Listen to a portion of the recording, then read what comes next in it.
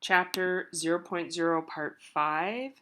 We're looking at Vermeer's Girl with a Pearl Earring here, and this work inspired a novel and then a movie with Scarlett Johansson in it. But this is a painting from 1665, oil on canvas, and very famous work. But this author, Tracy Chevalier, on page 33, describes why um, she wrote the book and why the movie came about as well.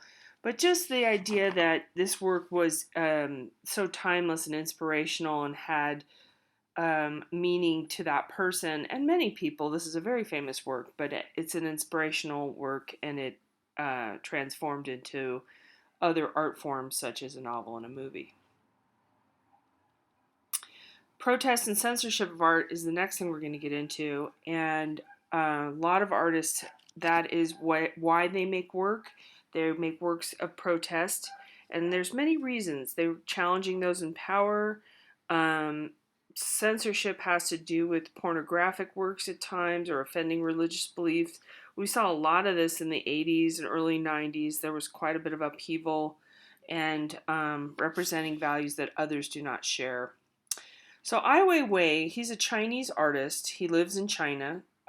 He spent a lot of time in New York City, but he is someone that the Chinese government has been out to get because he is a living artist who is protesting the Chinese government. That's a really tricky place to be in this day and age. And his father was a poet, also a protest person, also somebody who spoke out against the government and was also persecuted in that way. So a lot of things have happened to Ai Weiwei, but this particular piece that we're looking at is sacred, and it's 6 sort of miniature rooms, and there's little windows you can look in, but it's a miniaturized version of his incarceration for 81 days for protesting the government. And he remembered a lot of details, such as the flooring and the walls and so on, and he was observed and kept in a bed. So this is like a miniaturized version, and there's 6 different segments of this. His work visually looks very different all the time. Right now, he did, or more recently, I would say, maybe 2 or 3 years ago, he did a lot of work about Syrian refugees laying on the beach and having himself photographed and trying to emulate what a refugee is going to experience. His one of his most famous works, though, is to do with shoddy construction in China for a school, and then an earthquake came and the whole school collapsed and killed many children. So he took a bunch of backpacks to represent the children, and he exhibited those all over the world. So it was a very sad situation, but he wanted to protest that in a way that represented the backpacks, represented the children. Oh yes, he can be. It can't be shown in China. I forgot to mention that. So now we're going to get into studying art and the way that you read and the way that you write about art. More particularly in this segment, part 5 here in this video, and in part 6, I'm going to get really into formalism and content and subject matter. So there's different ways that we look at art. Content has to do with the subject matter, the context, and the work's arrangement of visual elements and principles. So this last segment here, this is formalism, and I'm going to talk about that more in part 6, and I really want you to think about that because your writing is really going to matter when you should use subject matter and when you should not. So a subject matter is something that's visually apparent sometimes it isn't. A lot of times it's told to us by critics and scholars. Now this is somewhat true in what you get more abstract work in the abstract expressionists in the mid-20th century. That's also true, and we're going to look at some examples. But you really want to focus on these 3 words or these 3 terms. Representational, okay? People say, oh, it looks real, it looks like a photo, therefore it's better. So get away from that thinking as much as you can, because artwork has a range of representational, non-objective, and abstract works, okay? Representational is usually realistic work, but it can be slightly abstracted.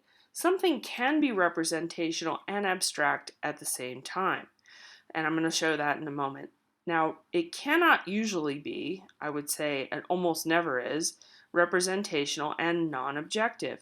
Non-objective means it doesn't look like anything. It's just some stripes, or it's just some colors, or it's just some material. So it doesn't look like anything, right?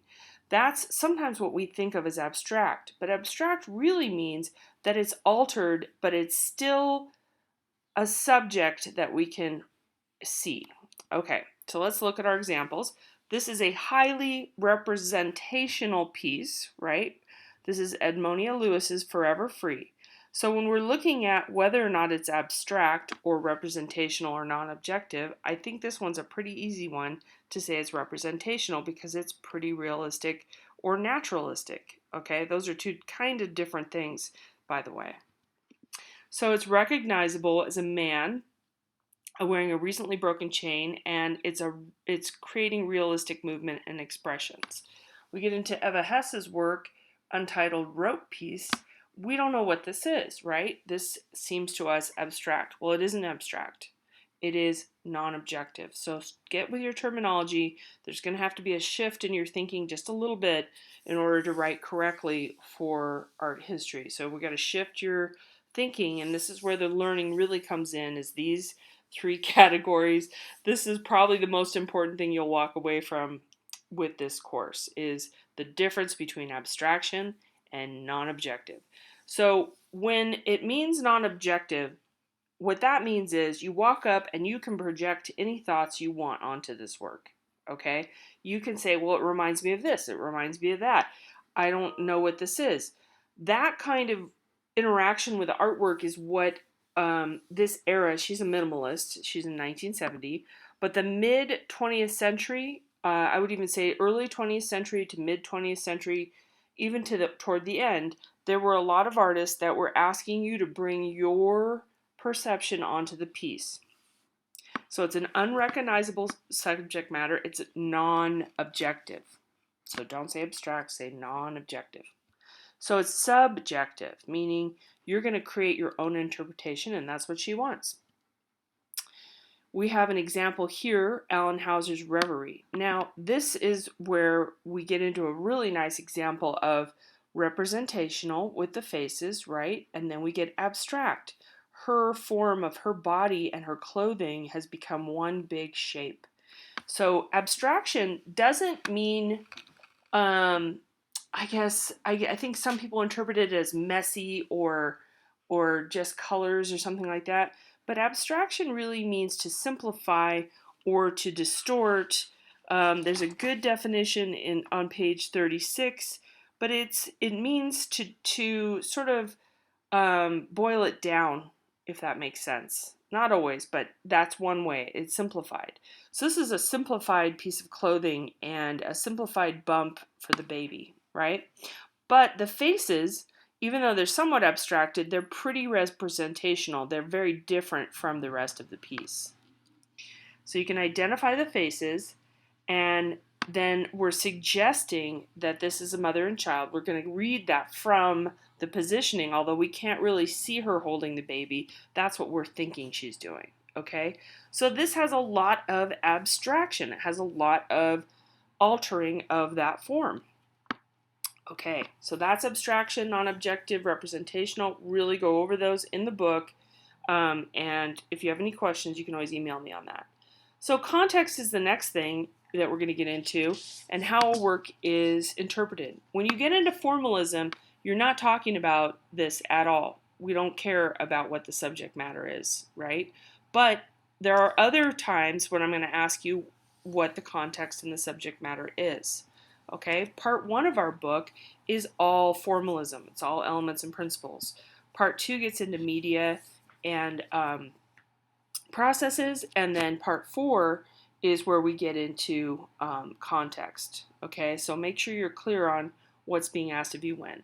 So there's a bunch of different reasons people make work or content in the work. So in this particular case, we're looking at this, and the book image is so dark, by the way. But we can't even hardly see that moon in the book or any of these figures hardly. It's very dark. But at any rate, 0.0.22, our figure number here, Caspar David Friedrich, Abbey Among Oak Trees. This is a romantic painter. The Romanticists start in this era and they go in through, I want to say, the 1850s or 60s, I think. But this is an abbey that's been destroyed, and you can see everything's kind of been burned and fallen to the ground, but worshippers are still coming. So the context for this, well, what we think the subject is, let me back up and say that. I'm going to read from page 37. The artist has painted what initially seems to be simply the ruins of a Gothic church, flanked by two large oaks where the church's towers would have been. The content of the work becomes clearer, however, when we consider the context of Friedrich's world. He's a German romantic painter.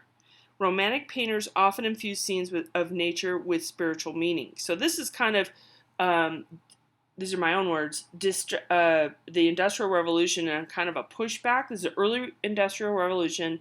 People are getting more into nature and the spirituality of nature because they're seeing all this machinery and big cities and all that stuff happening. Okay, so back to page 37. Friedrich was also a Lutheran who believed that one's connection with God survives even without the intervention of churches and religious leaders. Knowing that Friedrich's work usually contained religious meaning, one can see the spiritual quality created by the lighting in the painting. Okay, so he's infused it with spiritual light. That's on page 38. So really read from, I would say, page 35 through the end of the chapter, which is page 39. That's really, really important. When we get into formal analysis in the next video, but just know that formal analysis rarely has anything to do with the subject matter. Okay?